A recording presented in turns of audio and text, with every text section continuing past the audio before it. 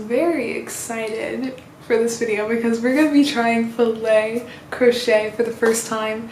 I am very late to the filet crochet hype, but I'm trying it now and I'm very pumped. I hope it turns out. We will see, but we're going to be making a top.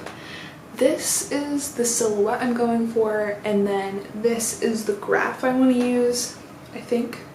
We'll see later on in the video. I might like totally change it and pick something easier, but for right now I think this is what we're gonna do. I'm very pumped, so let's get started. Okay, there is one like catch of this whole thing. The color, you've already seen it obviously because you clicked on this video. We're using the orange yarn that I used in a few videos ago because I'm trying not to buy any yarn. I'm trying to use up everything from my stash. So the Halloween orange is back. I feel like it's not that bad, really. Like, it's okay against my... It's so bright on camera. It's really not that bright. Copernicus likes it, don't you? He approves. I'm gonna start on the top, the bust, I think. I'm gonna work on it a little bit. I got home from the beach a little bit ago. If you couldn't tell, I'm very tan.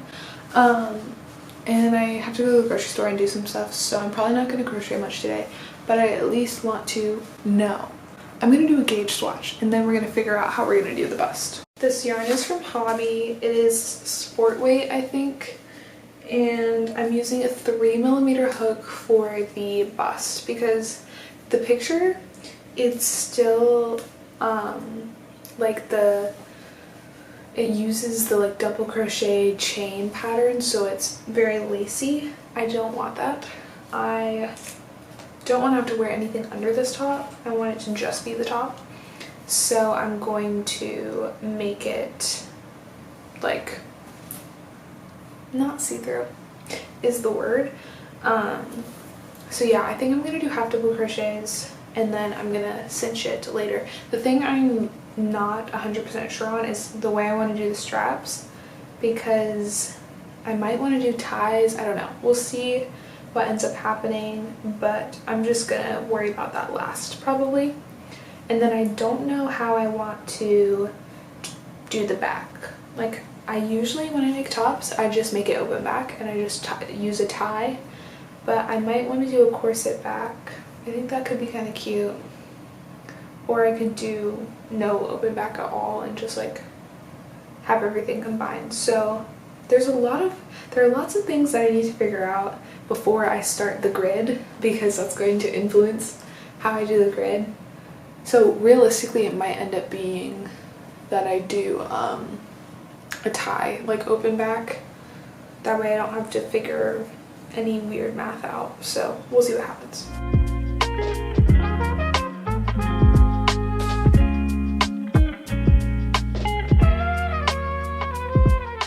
I'm going to start the bust portion of my top.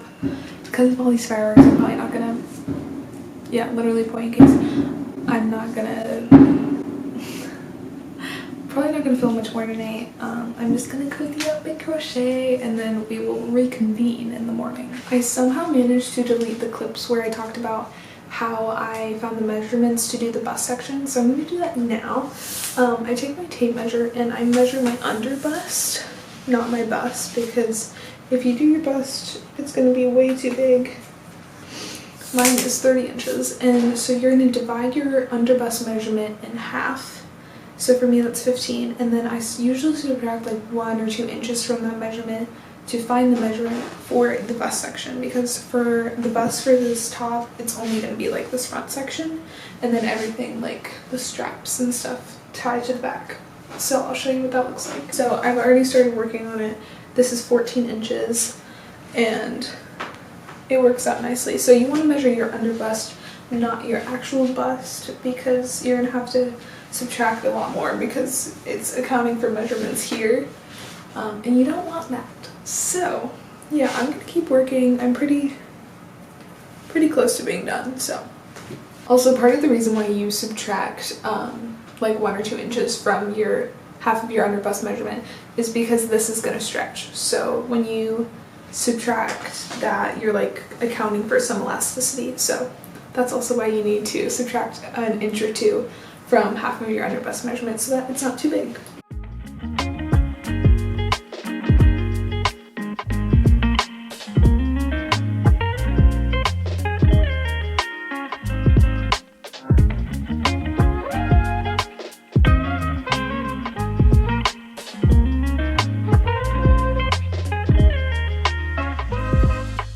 So I have finished the front or the bust portion. Here's what she looks like. I'm not gonna gather it just yet. I'm gonna do that once I have the body of the top done. But I did lots of thinking last night. Like, my gears were turning on how I was gonna like figure out the math portion of the bottom. So let me try and explain to you what I'm doing. So essentially I made like a little swatch of the like box, like, you know, the netty portion of the filet pattern. I just did this to find a gauge swatch, and so two boxes, I'm calling them stitches, but 2 boxes is 1 inch for me. So I measured one of my tops, my crochet tops that I made that's open back. I measured the length of it to figure out how long I needed it to be to tie around, and it was 23 inches. So that means that if I had 2 boxes in 1 inch, to get 23 inches, I need to have 46 boxes, okay? But then each box, like to make a box, you're using 3 stitches because you chain 2 and then you do a double crochet in the 3rd stitch. So I did 46 by 3 and I'm at 138. So I need to have 138 boxes, no, 138 stitches in my graph to do the filet crochet. But then when you actually do the filet crochet, I think you take like the grid, the number of stitches in the grid times 3, I'm pretty sure. So yes, that's what I'm gonna do. I know that the grid that I'm using is 105 stitches, so I'm just gonna add on to the sides, and yeah, but I hope that made sense. This is in no way a tutorial, but like if you're curious as to how I'm getting to these landmarks, that's how I'm getting there. So I'm gonna start the body. I'm nervous. I think I wanted to like convert that graph that I showed you into a stitch fiddle, but that was gonna take way too long. So I think I'm just gonna upload it to my iPad, and that way I can like zoom in easier than on my laptop. So that's what we're gonna do. After watching that clip back, like to make sure that made any sense, I realized I made a mistake. So if I do 138 as my graph, I would have to multiply that by 3, which would not give me the size that I want. I did the 46 times 3, so technically that means my graph needs to be 46. Yeah, because you're supposed to do the graph, the number of stitches on your graph times 3. So I would need the pattern, the graph, to be 46 stitches, and then I multiply that by 3. So now I need to find a new graph or make my own that is 46 stitches so that this actually works, because I had the right intention, it just didn't, it wasn't executed properly. So I'm glad I noticed that before I actually started, because that would have been really bad.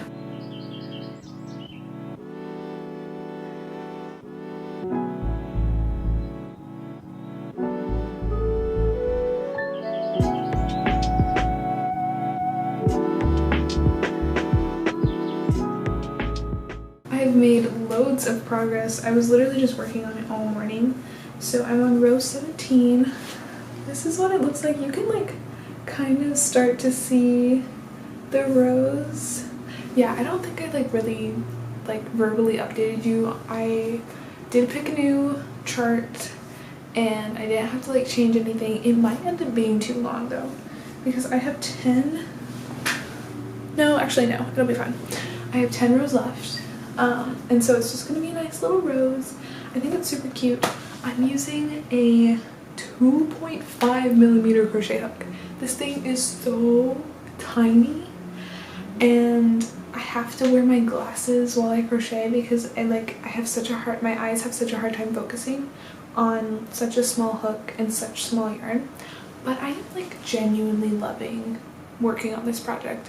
I have to like, it's an entirely different crochet experience because like I can't watch a show or anything. Like I have my iPad up with the chart and I'm just like crocheting and looking at the chart the whole time, listening to music. It's like it's peaceful but like very intense, and like I'm very locked in during the process.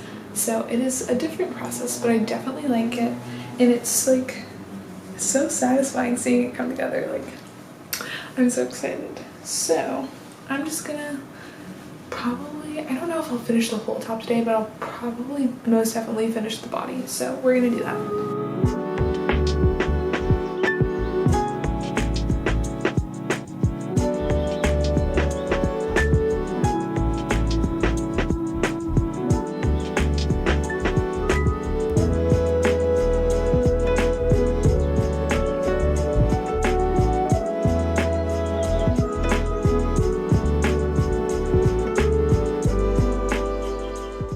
It's an hour or two later and I have finished the body at the top, and I also went ahead and I scrunched the bodice and did some of the ties. But here's what she's looking like. I do really like it. Once again, the color is like really bright on camera, but it's a lot more muted in person. But I went ahead and I scrunched it and did the back ties because I want to do the straps and then do back ties, but I'm still like kind of conflicted on how to do the straps. Because I could do thick ones like what I have on, but in the reference picture they do like a scalloped edge with ties, like it ties into a bow, which might actually be really cute, but I don't know if with the color it looks like way too loud to do that. So I don't know, but I'm gonna let it marinate and then I'll pick the type of ties we do.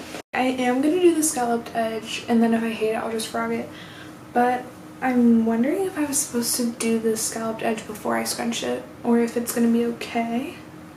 I think I'll do like one side and then do the other. I don't know, we'll see. But I didn't weave in the ends from the scrunch portion, so if I need to like unscrunch it and redo it I can. So